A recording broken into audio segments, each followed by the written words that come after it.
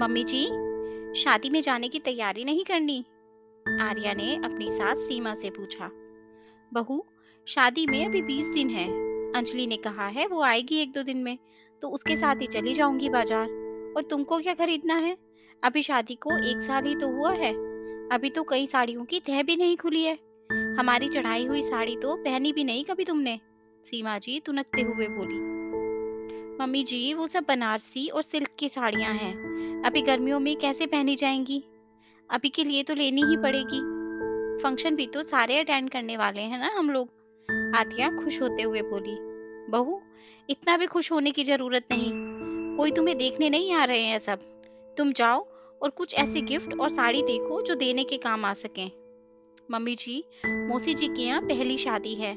कुछ बाजार से खरीदते हैं ना। सीमा जी बोली। तुम अपना दिमाग कम चलाओ। मैं हूँ सब देखने के लिए। जाओ चाय बनाओ और कुछ खाने के लिए भी ले आना।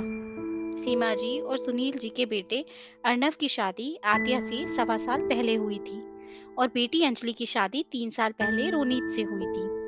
सीमा जी के लिए उनकी बेटी और बेटा ही सब कुछ है। जो वो कह दें बस वही सही है। बहू, अर्नव आ गया, चाय बना दो। सीमा जी बोली। हम भी यही हैं, हमारा भी थोड़ा ध्यान रख लिया करो। सुनील जी मुस्कुराते हुए बोले। चाय तो पहले ही पी ली आपने, अब क्या चाहिए? सीमा जी बोली। सुनील जी बोले, कभी हमारा भी ख्याल किया होता तो बताते। वो तो बहू आ गई, वरना तुमको तो बस अपना बेटा ही नजर आता है। कह लो, तुम्हारी तो आदत हो गई है कहने की। आर्या बोली, पापा जी चाय लीजिए। खुश रहो बेटा, मेरी किस्मत तो तुम्हारे आने से खुल गई। हाँ, अपने सर पर चढ़ाओ, पराए घर की है, अपने बच्चों से क्या बराबरी। कोई काम पड़ेगा तो पहले अपने बच्चे ही काम आएंगे। सीमा जी बोली। रसोई में जाते हुए आर्या के कानों में सीमा जी के ये शब्द पड़े तो आंखों में आंसू आ गए। सुनील जी बोले, सीमा, कम से कम इतना कड़वा तो मत बोलो। बहू सुनेगी तो उसे कितना दुख होगा। कुछ नहीं होगा, और जब तक मेरा बेटा और बेटी है मुझे किसी की जरूरत नहीं, सीमा जी ने गर्व से कहा। सुनील जी चुप हो गए। आर्या भी जानती थी अर्नव को कहने से कोई फायदा नहीं, क्योंकि वो कह देगा माँ है, तो अपने बच्चों को प्यार करना कोई गलत बात थोड़ी ना है। उनकी बात को दिल पे मत लगाओ। 2 दिन बाद अंजलि घर आई। घर में रौनक हो गई। शादी की तैयारियां और पैकिंग शुरू हो गई। शाम को सीमा जी बोली, बहू चाय बना दे, फिर शॉपिंग के लिए जाना है। आर्या चाय बनाकर जल्दी से तैयार हो गई। बहू, तुम किस लिए तैयार हुई हो? मम्मी जी, आपने ही तो कहा था ना बाजार जाना है। अरे भाभी, मैं और मम्मी जाएंगे। आप तो गुन्नू को संभाल लेना, और फिर खाना भी तो बनाना है। आर्या बोली, मम्मी जी मुझे भी घूमने का शौक है। अब अपने शौक नहीं जिम्मेदारी संभालो। सीमा जी बोलकर निकल गई। आर्या आज तक भेदभाव झेल रही थी। हर मौके पर ऐसा करना सही नहीं है, पर कहे किससे? अंजलि 3 दिन बाद चली गई। अर्नव और आर्या ने अपनी कार से शादी के 2 दिन पहले सभी को साथ ले जाने का प्रोग्राम बनाया।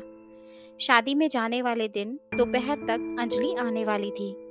सीमा जी बोली, बहू तुम खाने की तैयारी कर लो, मैं नहाने जा रही हूँ। थोड़ी देर बाद बाथरूम से आवाज आई। आर्या भाग कर आई। सामने का नजारा देखकर उसके होश उड़ गए।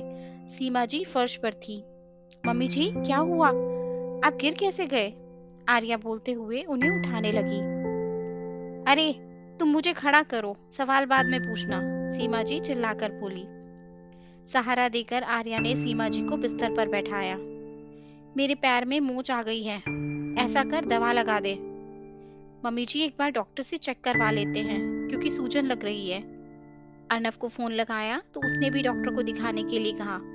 डॉक्टर ने हल्का फ्रैक्चर बताया और आराम की सलाह दी। रास्ते में सीमा जी भूले जा रही थी। मेरी वजह से मेरे बच्चे अब शादी में नहीं जा पाएंगे। दोनों में से कोई तो जाना चाहिए। आर्या सुनती रही, पर कहा कुछ नहीं। वो लोग घर पहुंचे। तब तक अंजलि भी आ चुकी थी। माँ कैसी हो? क्या बताया डॉक्टर ने? दीदी आराम के लिए बोला है, आर्या बोली। सुनील जी बोले, अब सीमा तो जा नहीं सकती, मैं यहाँ हूँ, तुम लोग जाओ। पापा जी, आप कैसे संभालेंगे सब? मैं रुक जाती हूँ, आप सब जाइए, आर्या ने कहा। सही कहा भाभी आपने, मैंने तो शादी के लिए बहुत तैयारी की है, इसलिए मैं तो जरूर जाऊंगी। अंजलि ने कंधा उचकाकर बोला। अर्नव बोला, मुझे तो पहले ही रजत का फोन आ गया था कि भाई तेरे बिना शादी अधूरी है, इसलिए मुझे तो जाना ही पड़ेगा। आर्या बोली, तभी तो मैं कह रही हूँ, मैं यहाँ रुक जाती हूँ, आप सब शादी में जाइए, 2 दिन की ही तो बात है। सुनील जी बोले, बहू, मैं रुक जाता हूँ, बाकी सब चले जाएंगे। जितना यहाँ रुकना जरूरी है उतना ही शादी में जाना भी जरूरी है। सीमा जी चुप ही थी। तभी अंजलि का परिवार और अर्नव निकल गए। शाम को खाने के बाद कमरे में सुनील जी आए और सीमा जी से बोले, मैंने सबके सामने तो नहीं कहा, पर आखिर काम तो बहू ही आई। अपने बेटी और बेटे से प्यार करना स्वाभाविक है, लेकिन बहू भी तो इसी घर का हिस्सा है, उससे कैसा भेदभाव। आज बेटा और बेटी दोनों ही कुछ कहते, उससे पहले ही तुम्हारी बहू ने तुम्हें संभालने की जिम्मेदारी को समझा। तुम्हें भी बहू को इसी तरह समझना चाहिए। कह तो आप सही रहे हैं, इस घटना ने मेरी भी आंखें खोल दी। प्यार बेटे और बेटी से, पर आस बहू से, शायद ये गलत है। बहू बिना कुछ कहे मुझे संभालने के लिए तैयार हो गई, और मेरे बच्चों ने एक बार भी, मुझसे गलती हो गई। एक अच्छी माँ के जैसे एक अच्छी सास भी बनना जरूरी है, वरना बहू का मन कब तक हमारे में रहेगा। सही कहा, बेटी को अपना घर संभालना है तो बेटे को अपना काम। एक बहू ही है जो हमारी सुनेगी। बहू पराई नहीं, हमारे घर का हिस्सा है, और वही हमारे जीवन का आधार भी है। मैं समझ गई, आखिर काम बहू ही आती है। सीमा जी मुस्कुराते हुए बोली। कमरे में दूध लाते हुए ये बातें आर्या के कानों में पड़ी। आज वो भी खुश थी कि उसके प्रयास बेकार नहीं गए।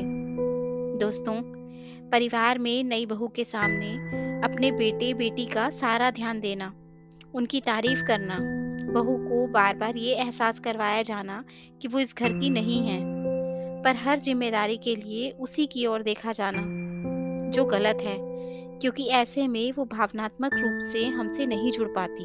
दोस्तों, आशा करती हूँ आपको ये कहानी अच्छी लगी होगी और ज़रूर कुछ नया सीखने को मिला होगा। आपका एक लाइक, शेयर और सब्सक्राइब हमें ऐसी ही और वीडियोस बनाने के लिए मोटिवेट करता है। इसलिए अगर अभी तक आपने हमारा चैनल सब्सक्राइब नहीं किया, तो प्लीज़ आप हमारे चैनल को सब्सक्राइब करें। आपसे कल फिर मुलाकात होगी एक नई कहानी के साथ। धन्यवाद।